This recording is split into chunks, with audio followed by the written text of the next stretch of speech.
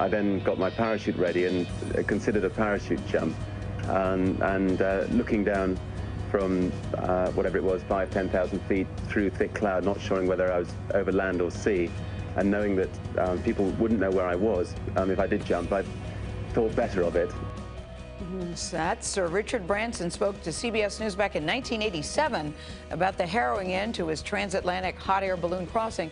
Now, this is just one of his many death-defying adventures. Can you believe he's not just done this one time? The British businessman's record-breaking journey and his trans-Pacific adventure 4 years later are the subject of a new documentary. It's called, I love this title, Don't Look Down. It wasn't stopping rising. Climbing or steady? Sorry, is steady or climbing?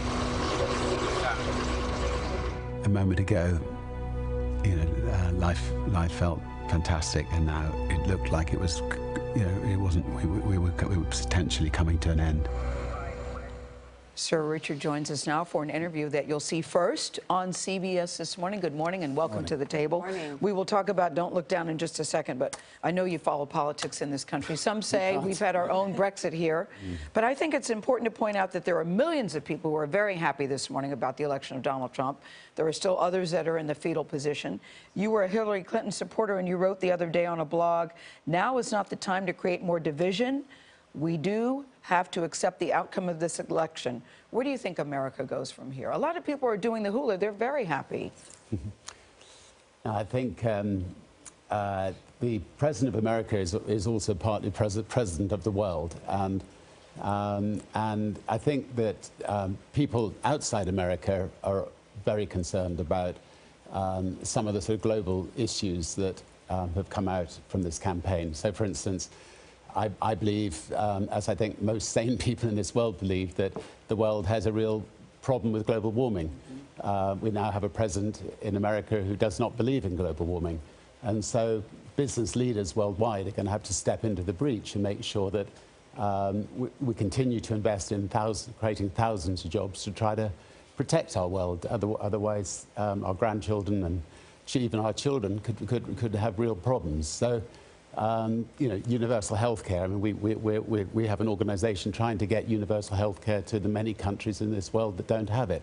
If America get rid of universal health care, it sends a terrible example to the rest of the world. So, you know, there are, you know, I would love to be able to just say, you know, let's give him, you know, let's embrace him, give him a chance. But you know, if it turns out that these were just you know, electioneering, and he actually runs a sane administration, I'll be the first to welcome it. Yes. Yeah, let's talk about your film, Don't Look Down.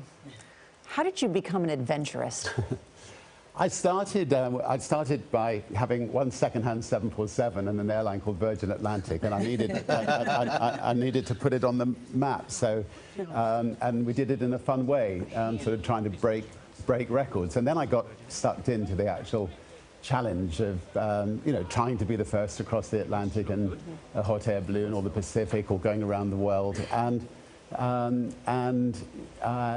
it became, you know... This is also, I'm calling you an adventurous. These are sort of death-defying attempts. I mean, Sir Richard, your wife and girlfriend said this when you said, I'm going to do this regarding ballooning. I will not come to your funeral. How harrowing, if nothing else, has it been? It was very harrowing. I mean, we had many occasions where we were facing death, and somehow we managed to wriggle out of it.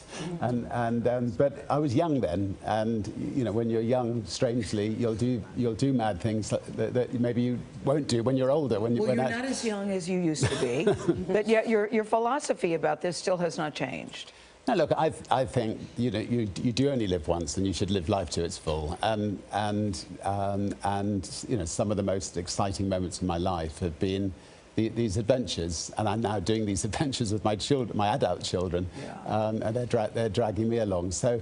Your children are into it? Because, Sir Richard, I remember a film with your young son with tears streaming down his face when he was maybe 6 or 7, cute little blonde little boy, as you were taking off. You've reckoned they're okay with it now? I have to now watch him climbing the Matterhorn, or, you know, I mean, we've just done a 1,500-mile adventure together, going from Switzerland all the way through Italy on you know, hiking and biking and swimming, and so you know, I'm glad that they've got the bug and we're enjoying it together.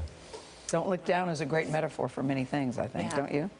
Yes, it is. And no, I mean, it's my son that actually made the film, and it's quite a gripping film. So hopefully people will enjoy it. Very much is the looking word. forward to it. Yeah, Yes. great to Thank have you. you. So Richard, thank you so much for being here. Pleasure. Thanks a lot. Thank you. And Don't Look Down is playing in select theaters and on demand.